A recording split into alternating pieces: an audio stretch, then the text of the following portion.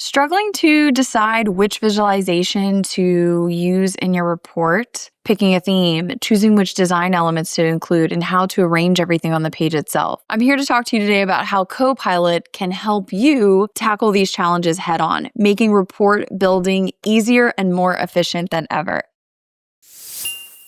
My name is Angelica Choo Quan, and I'm a trainer here at Pragmatic Works. We've all been there, right? That kind of analysis paralysis that you can experience when working on a project. And when you're building out a Power BI report, oftentimes you are, spending so much time on the back end, pulling in the data, connecting it, cleaning it up and shaping it in the Power Query editor, and then you start modeling it. Then you get into your DAX calculations. By the time you get to actually building out the report itself, you are fatigued, right? To be sure about the license requirements, always refer to the Microsoft documentation for the most up-to-date requirements. Now, one of the other things you need to make sure of in order to use Copilot in Power BI is to enable it in your Tenant settings. The Fabric Tenant admin can enable this. And here you can pull this up and you can search for those specific Copilot settings. Here you can make sure that it is enabled for each of these settings here that you would like. I'll include a link in the description that goes into those details, those settings in much more detail. Now, when you first launch the Copilot pane from up here in the ribbon,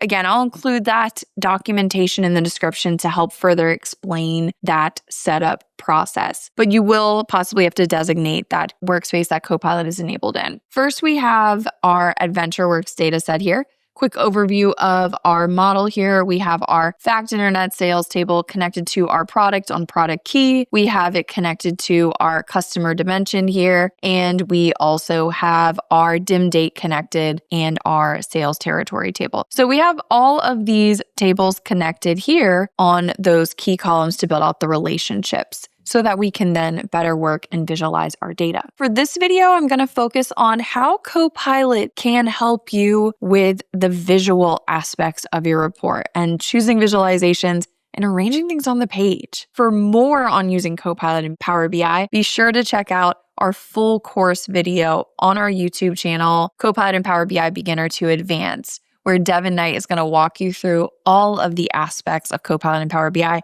including how Copilot can help you with DAX. So be sure to check out that video. Let's go ahead and select Get Started here to see what we can do with Copilot. When you first launch it, you're going to see some suggestions here at the top.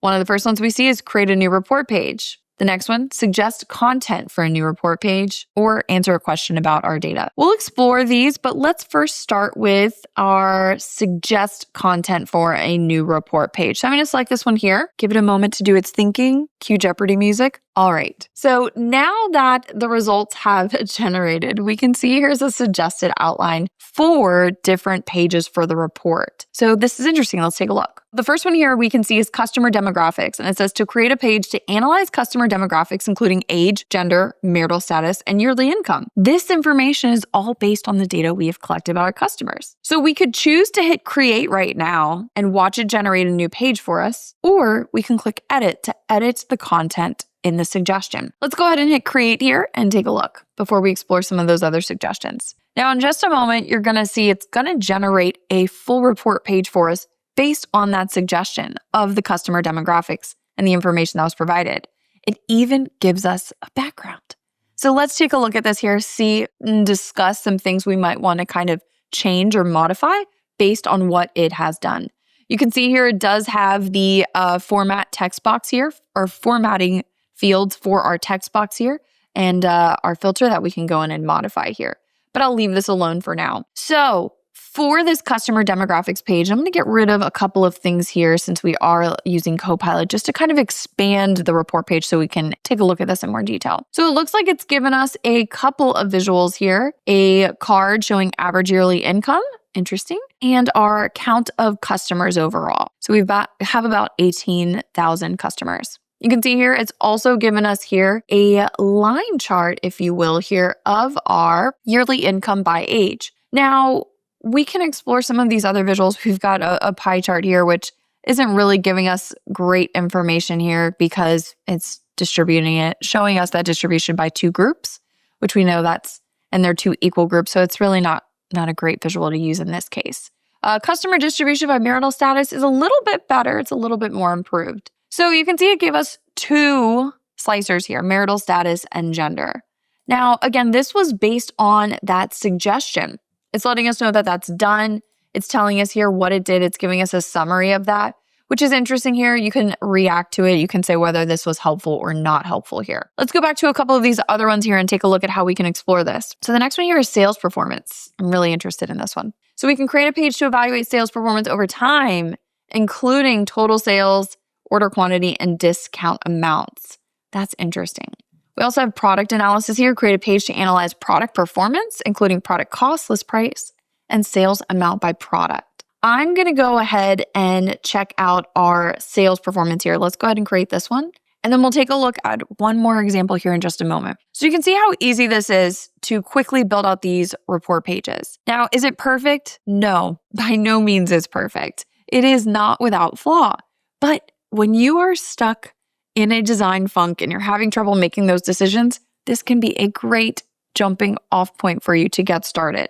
Let's take a look at this new sales performance page. All right, this one's a little bit better. There are some things, of course, that I would probably improve overall. We've got really 9 visuals here on the page with these 3 cards and then these other standalone visuals here. We have a calendar year slicer at the top, which allows us to slice by different years. Let's see if it's enabled for multi-select as well, which is interesting. It does give us that. We can also click select all, which is great. Now, for any of our visualizations here, of course, if I wanted to, I can click. We can kind of tell by the titles there, but if you're not sure, you can always select the visual, see exactly what data it used to populate that visual. If we wanted to keep, let's say, maybe a certain visual and just modify a field or two, possibly adding something into a legend if it was necessary and made more sense, we can do so. I can see here my discount over time amount isn't really giving me much information here. So if we wanted to, we can get rid of our discount amount data visuals since it's not really giving us that much information here. So we can get rid of those. I would probably also get rid of this card visual here since it's not really telling us too much. So we can get rid of that. Then we can go in here and modify this a bit more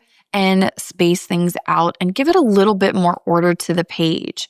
You know, I might go in here and group my cards together in this kind of top section here. Try and just kind of make a little bit more space here. We would probably go in. I won't fully go in and modify this here. As you can see, my perfectionism, it's going to get the best of me. So we'll keep moving here, but we can go through, and kind of rearrange some things now. Maybe we want to kind of, move this over down here. So we have the order quantity information available together. I can resize some things, of course, and kind of make it take up a little bit more space, what makes sense for our data. So we can go in here and get a little bit more room and real estate available on those visuals. Again, it's looking somewhat better. We might go in, maybe I want to add in a different measure to a third card visual that I would put up here instead and make that take up that space here. But just to kind of quickly throw it together just so you can see. I might go in here and even make bookmarks for products by different groupings or top 10 products by sales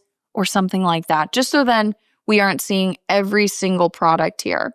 I might even group it by the different bike styles like mountain, road, touring, and things like that. But it is giving me a lot to work with and to start with here. So that's what's incredibly remarkable about this feature. So that's using the suggest content for a new report page. If I just click create a new report page, I'm going to just let it do its thing here again and see what happens. And then we'll check out that ask a question about your data. So you can see what happened here. It's asking me to specify a little bit more information, specify the focus or theme of the report. What do I want it to show? And it's giving me some suggestions here. So I can take some of this information and kind of build off it. And you can tell it is similar to those suggestions, if not almost identical to what we've already worked with. Let's come here and ask a question now. And you can see there are some suggestions here below. We can look at the top DIM products by number of fact internet sales. That's referring to those table names. Again, your table names and column names, of course, are going to come into play here as that's what it is pulling from. So I can say, what are the top 10 products by sales amount and region. Let's go with that. It's going to take a moment and you'll see it's going to provide us with a response here. It's going to give us a summary of that information. It's going to answer our question and it's going to provide us with a somewhat of a visualization to help better understand that. So looking at what it has generated for us, it is now showing us the top 10 English product name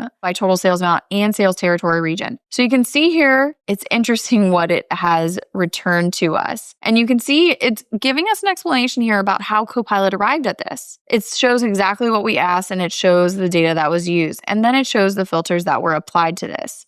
So you can see exactly how it arrived at this result. So if we like this, we can add it to our page. We can also expand our view of this so we can see it a little bit better. So I would probably get rid of the region on this for this particular example. I might even go in and modify it to another visual. So we could add it to the page and kind of work with it from there. So you can see how it is something that can give you a jumping off point to work with here. I'm going to go ahead and click add to page. And I'm actually going to copy this over to a new page just to kind of show. And look at our new page here, does have that background maintained, which is great.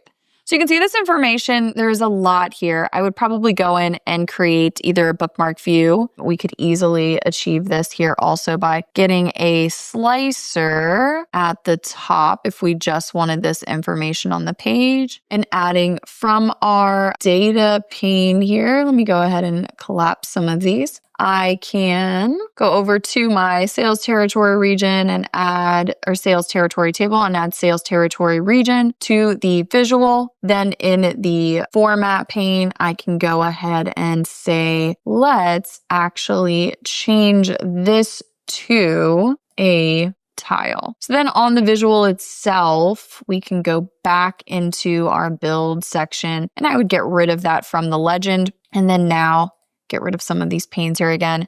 If I wanted to go about it this way, then we could filter it like this. So you can click through these here and take a look at those different regions and their sales by English product name. So you can see here how easy it is to build out Power BI report pages in seconds using Copilot. Is it perfect? No. Is it without flaw? Absolutely not. Will you have to make some modifications? Most likely. But it gives you something to work with. It gives you something to start with on your journey. So you have a place to begin and you can spend maybe a little bit less time in that analysis paralysis phase of your visual design stage in your Power BI report development lifecycle. Thank you all for joining me in this video in learning about how you can use Copilot in Power BI. And I hope you continue to learn and expand your journey. I'd love to hear in the comments how Copilot has helped you in Power BI. Share the ways Copilot has helped you either overcome that design paralysis or helped you improve your Power BI reports in other ways. For more on Copilot and Power BI, be sure to check out our on-demand learning platform where we have another course on Copilot and Power BI, as well as more courses on Copilot and Power BI. Thank you for watching, and I hope to see you in the next one.